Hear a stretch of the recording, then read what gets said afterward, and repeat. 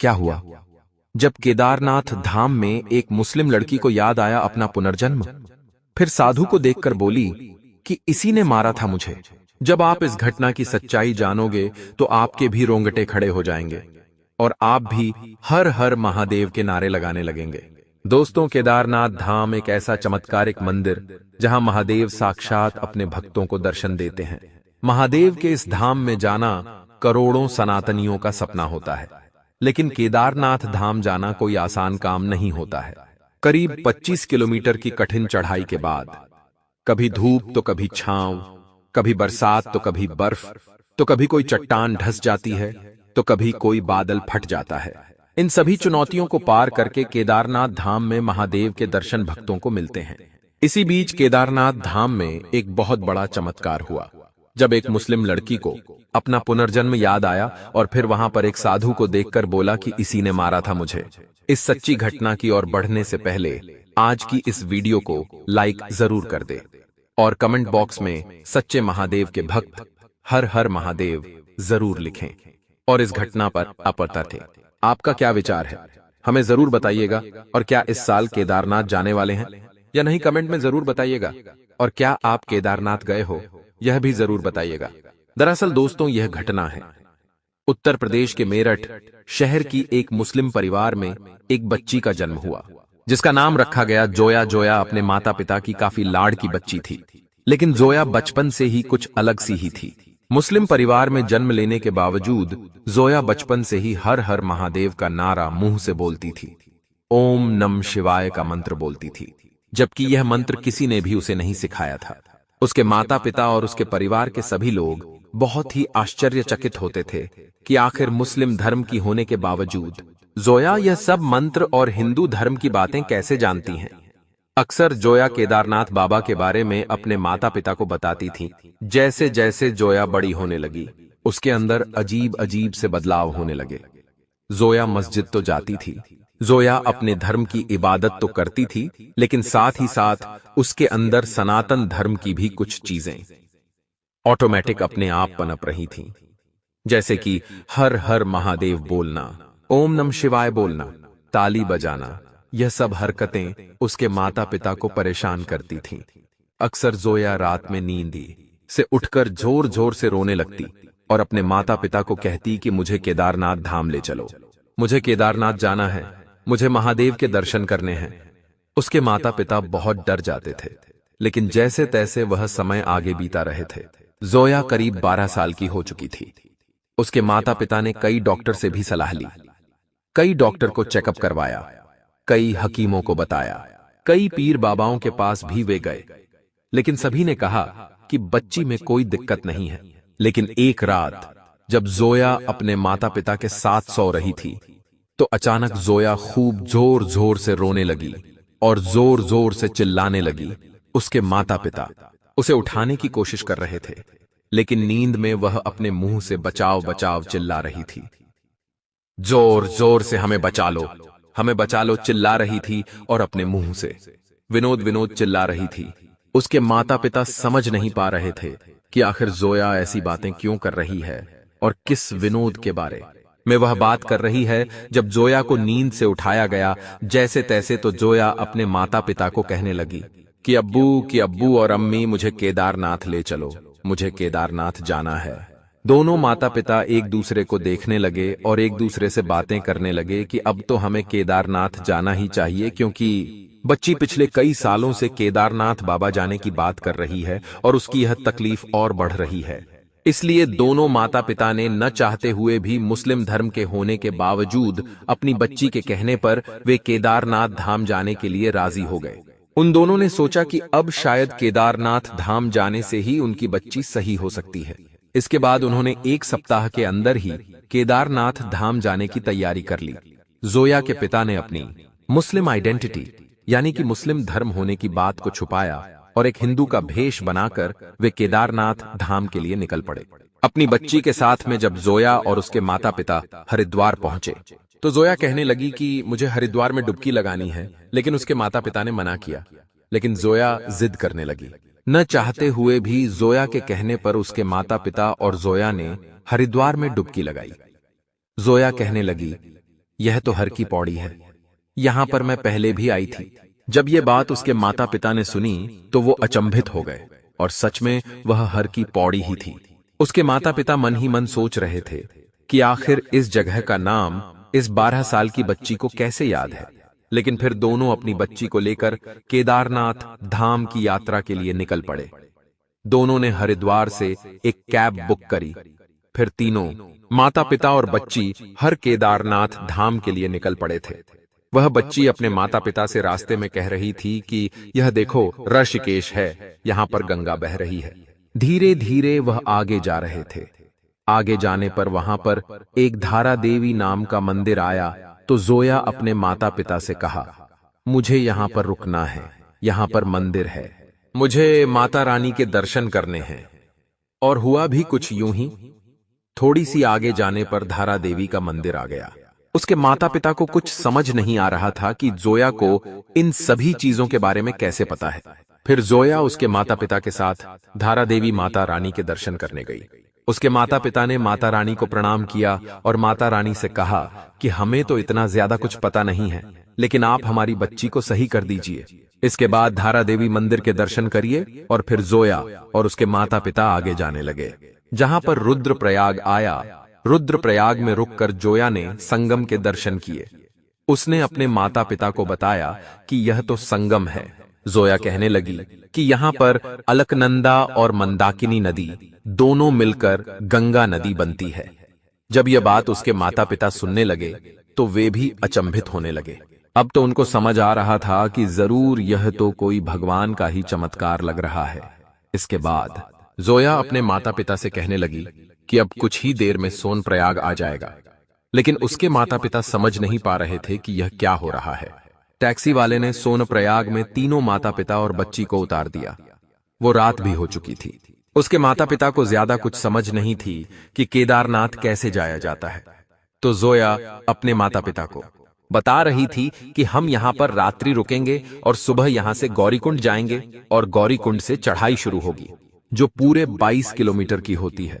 जब यह बात उसके माता पिता सुन रहे थे तो उन्हें बिल्कुल कुछ समझ नहीं आ रहा था। ये सारी बातें सच थीं, क्योंकि उसके माता पिता अन्य लोगों से भी पूछते तो ये सारी बातें सच हो रही थीं। उसके माता पिता मन ही मन काफी विचलित हो रहे थे कि आखिर ये सब क्या हो रहा है। लेकिन वे जानते थे कि जो भी हो रहा है अब सब कुछ सही हो जाएगा, क्योंकि वे भोलेनाथ के दरबार में जा रहे थे। इसके बाद सुबह उठकर तीनों माता पिता और बच्ची गौरीकुंड के लिए निकल पड़े। गौरीकुंड से तीनों माता पिता और बच्ची ने अपनी यात्रा शुरू करी। जोया अपने माता पिता से कह रही थी कि आज से कि मैं यहाँ पर पहले भी आई हूँ, मुझे ये सब पहचाना पहचाना लग रहा है। जोया अपने माता पिता को कहते कि यहाँ से आगे जाने पर एक झरना आएगा। मुझे ऐसा लग रहा है, और होता भी यही था। कुछ ही दूरी पर जाने के बाद वहां पर एक झरना मिल जाता। जैसे जैसे जोया आगे बढ़ रही थी उसके सर में दर्द होने लगा था। वो अपने माता पिता से कहती कि मुझे बहुत दर्द हो रहा है सर में। लेकिन धीरे धीरे उसके माता पिता और सभी चढ़ाई कर रहे थे। मात्र 12 साल की बच्ची ने खूब हिम्मत दिखाई और उसके माता पिता ने भी खूब हिम्मत दिखाई और वे पैदल ही चढ़ाई कर रहे थे। उसके माता पिता को समझ नहीं आ रहा था कि आखिर ये सब क्या हो रहा है, हम चढ़ाई क्यों कर रहे हैं। लेकिन उसके माता पिता अपनी बच्ची के लिए चढ़ाई कर रहे थे।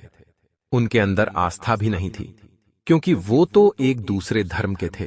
फिर भी वे चढ़ाई करे जा रहे थे। लेकिन धीरे धीरे जोया का सर दर्द बढ़ता जा रहा था। उसका सर मानो फटे जा रहा हो। उसके माता पिता उसका सिर दबाकर, उसे पानी पिलाकर, उसे दर्द निवारक गोली देकर आगे ले जा रहे थे। करीब शाम की 7 बज चुके थे। अब केदारनाथ धाम महज करीब 2 किलोमीटर दूर ही बचा था। केदारनाथ धाम में पास में ही मंदाकिनी नदी बह रही थी। जब जोया उस नदी को देख रही थी तो उसका सिर भी फटे जा रहा था। लेकिन जैसे तैसे जोया मंदिर के पास में पहुंची अपने माता पिता के साथ, और रात्रि में ही जोया ने और उसके माता पिता ने केदारनाथ बाबा के दर्शन करे। जोया के माता पिता केदारनाथ बाबा के दर्शन करके फूट फूट कर रोने बच्ची लगे और उन्हें कहने लगे कि आपके दरबार पर हम आए हैं। हम भले ही हिंदू नहीं हैं, लेकिन हमारी बचपन से ही अपनी जुबान पर केवल आपका नाम लिए हुए है। इसकी तकलीफ दूर कर दीजिए। यह रोजाना खूब परेशान रहती है, इसकी तकलीफ को दूर कर दीजिए। हमें नहीं पता कि इसके साथ क्या हो रहा है, लेकिन हम आपके दरबार आए हैं। कृपया करके इसकी तकलीफ दूर कर दीजिए। और बाबा केदारनाथ से अपनी पुकार लगाकर तीनों वापस केदारनाथ धाम मंदिर के बाहर आ गए। केदारनाथ बाबा के दर्शन करके जोया को काफी अच्छा महसूस हो रहा था। बाहर एक साधु बैठे हुए थे। बाहर कई साधु लाइन से बैठे हुए थे। कई लोग तिलक लगवा रहे थे। जोया ने कहा कि अब्बू, मुझे भी तिलक लगवाना है, लेकिन उसके पिता ने मना कर दिया कि नहीं, हम तिलक नहीं लगवाते हैं, हम मुस्लिम धर्म के हैं। लेकिन जोया खूब जिद करने लगी। तब उसकी मां अपने पति यानी कि जोया के पिता से कहने लगी कि अपनी बच्ची की जिद क्यों नहीं पूरी कर रहे हो, क्यों हिंदू मुस्लिम कर रहे हो। फिर न चाहते हुए भी जोया के पिता जोया को तिलक लगवाने के लिए जाते हैं। वहां पर एक साधु बैठे हुए थे। उन साधु से उनके पिता ने कहा कि मेरी बच्ची को तिलक लगवा दीजिए। फिर वह साधु उस बच्ची को तिलक लगाने लग जाता है। लेकिन जैसे ही जोया की नजर उस साधु के चेहरे पर पड़ती है, तो जोया जोर जोर से चिल्लाने लगती है और उस साधु को कहने लगती है, क्यों मारा तूने, क्यों मारा तूने। वह बहुत परेशान हो जाती है और जोर जोर से चिल्लाती है। आसपास खड़े सभी लोग यह मंजर देख रहे थे। उसके माता पिता भी डर चुके थे। ऐसा मंजर वहां पर हो गया था। जोया संभल ही नहीं रही थी अपने माता पिता से, और अचानक से जोया चिल्लाते चिल्लाते वहीं पर खड़ी खड़ी बेहोश हो गई। उसके माता पिता को कुछ समझ नहीं आ रहा था। करीब 5 मिनट के बाद उनकी बेटी जोया होश में आई, और जब वह होश में आई और जो मुंह से बोला, उसे सुनकर उसके माता पिता के साथ साथ वहां खड़े सभी लोगों के होश उड़ गए। जैसे ही जोया होश में आई, वह कहने लगी कि वह साधु कहां है, मुझे उस साधु से मिलना है, उसने मेरे पति को मारा था, मुझे उस साधु से मिलना है, उसने मेरे पति को और मुझे मारा था, वह साधु कहां है। तो जोया के माता पिता कहने लगे, बेटा, तू तो हमारी बेटी है, तू जोया है, क्या हो गया है तुझे। लेकिन जोया कहने लगी, नहीं, मेरा नाम सावित्री है और उस साधु ने मुझे और मेरे पति को मारा था, मुझे उसके पास ले चलो। इसके बाद जोया के माता पिता अपनी बच्ची को उसी साधु के पास वापस ले गए। तो जोया ने उस साधु को कहा कि तुमने उस दिन हमारे साथ बहुत गलत करा था, तुमने हमें नदी में धक्का दिया था, तुमने आखिर ऐसा क्यों किया था। जब यह बात उस साधु ने सुनी तो उसके भी रोंगटे खड़े हो गए। वह अपने माता पिता से कहने लगी कि इसी ने मुझे मारा था और इसी ने मेरे पति को मारा था। उसके माता पिता ने साधु से कहा कि यह क्या कह रही है। तो वह साधु कहने लगा, यह सच कह रही है, इसका पुनर्जन्म हुआ है। फिर उस साधु ने जो सच्चाई बताई, उसे सुनकर आपके भी रोंगटे खड़े हो जाएंगे। साधु ने बताया, दरअसल आज से 20 साल पहले सावित्री नाम की एक औरत अपने पति विनोद के साथ केदारनाथ बाबा के दर्शन करने गई थी। सावित्री का और उसके पति विनोद का बचपन का सपना था केदारनाथ बाबा के दर्शन करना। सावित्री भोलेनाथ बाबा की बहुत बड़ी भक्त थी। सावित्री और विनोद केदारनाथ बाबा की चढ़ाई कर रहे थे। आज से 20 साल पहले केदारनाथ बाबा के दर्शन करना बहुत ही दुर्लभ था। उस समय की चढ़ाई भी काफी कठिन होती थी। उस समय के रास्ते भी काफी दुर्गम थे। लेकिन दोनों पति पत्नी ने हिम्मत जुटाकर केदारनाथ धाम की चढ़ाई को पूरी करी और मात्र केवल 2 किलोमीटर ही बाबा का मंदिर बचा हुआ था। दोनों के अंदर बाबा के दर्शन करने की उत्सुकता बढ़ रही थी। लेकिन उससे पहले ही वहां पर दोनों पति पत्नी का सामना एक साधु से हुआ। सावित्री और विनोद जब मंदिर की ओर आगे बढ़ रहे थे तो वहां पर एक साधु उन्हें मिला। वह साधु सावित्री और विनोद से पैसे मांग रहा था, लेकिन सावित्री और विनोद के पास उतने पैसे नहीं थे। तो वह साधु दोनों पति पत्नी को श्राप देने लगा कि अगर तुम पैसे नहीं दोगे तो तुम्हारा सुहाग उजड़ जाएगा। और इसी बात से गुस्सा होकर विनोद ने उस साधु से हाथापाई कर ली। और इस हाथापाई में बीच बचाव के लिए जब सावित्री आई तो उस वक्त एक बहुत बड़ा हादसा हो गया। पास ही में मंदाकिनी नदी उफान पर थी और उस समय बारिश का मौसम भी था। उसी हाथापाई में उन साधु महाराज से दोनों पति पत्नी को धक्का लग गया और दोनों पति पत्नी मंदाकिनी नदी में बह के चले गए और उनकी मृत्यु हो गई। दर्शन करने से पहले ही दोनों पति पत्नी की मौत हो चुकी थी। वह साधु उनको नुकसान पहुंचाना नहीं चाहता था, लेकिन न चाहकर भी उसके हाथों से यह बहुत बड़ा पाप हो गया था। और करीब आज 20 साल बाद उसी साधु की एक छोटी सी बच्ची से मुलाकात हुई और वह बच्ची कोई और नहीं बल्कि आज से 20 साल पहले जी सावित्री की मृत्यु हुई थी। वही सावित्री थी। साधु ने कहा कि हां, यह बच्ची सच कह रही है। इस बच्ची का पुनर्जन्म हुआ है और यह बच्ची केदारनाथ बाबा के दर्शन करने और मुझसे बदला लेने आई है। मैं सब कुछ जानता हूं। वह साधु बाबा कहने लगे कि उस समय मुझसे एक बड़ी गलती हो गई थी, लेकिन इसके पति ने मुझ पर एक साधु के ऊपर हाथ उठाया था और उस हाथापाई के दौरान इन दोनों का पैर फिसला और यह दोनों नदी में बह गए थे। जब इस घटना के बारे में उसके माता पिता ने जाना तो उनके भी होश उड़ गए। सभी लोग इस चमत्कार को बाबा केदारनाथ का चमत्कार मान रहे थे। सावित्री मृत्यु के बाद भी पुनर्जन्म लेकर आई। उसने केदारनाथ बाबा के दर्शन किए। सावित्री उस जन्म दर्शन नहीं कर पाई, लेकिन इस नए जन्म में मुस्लिम होने के बावजूद केदारनाथ बाबा के दर्शन कर पाई। वह साधु कहने लगा कि मुझे मेरे कर्मों की सजा बाबा देते रहते गए जब से यह घटना घटी है। 20 सालों से मुझे बिल्कुल भी चैन नहीं मिला है। मैं अपने पापों को रोजाना केदारनाथ बाबा के शरण में रहकर ही भोग रहा हूं। तो दोस्तों, इस पुनर्जन्म की सच्ची घटना पर आपके क्या विचार हैं? कमेंट में जरूर बताएगा। इस घटना के बाद जोया, जो कि एक मुस्लिम धर्म की बच्ची थी, लेकिन उसके मन में, उसके कण कण में भगवान शिव बसे हुए थे। उसके माता पिता समझ चुके थे कि सनातन ही शुरुआत है और सनातन ही अंत है। इस घटना के बाद जोया और उसके माता पिता ने भी सनातन धर्म को अपना लिया, क्योंकि उसके माता पिता भी सनातन धर्म की ताकत पहचान चुके थे और बाबा महादेव के चमत्कार को समझ चुके थे। तो दोस्तों, इस घटना से आपको क्या सीख मिलती है? इस घटना से आपको क्या समझने को मिलता है? कमेंट में जरूर बताएगा। अपनी राय इस घटना पे जरूर दीजिएगा। वीडियो पसंद आई हो तो लाइक करिए और चैनल को सब्सक्राइब करिए। अभी के लिए धन्यवाद।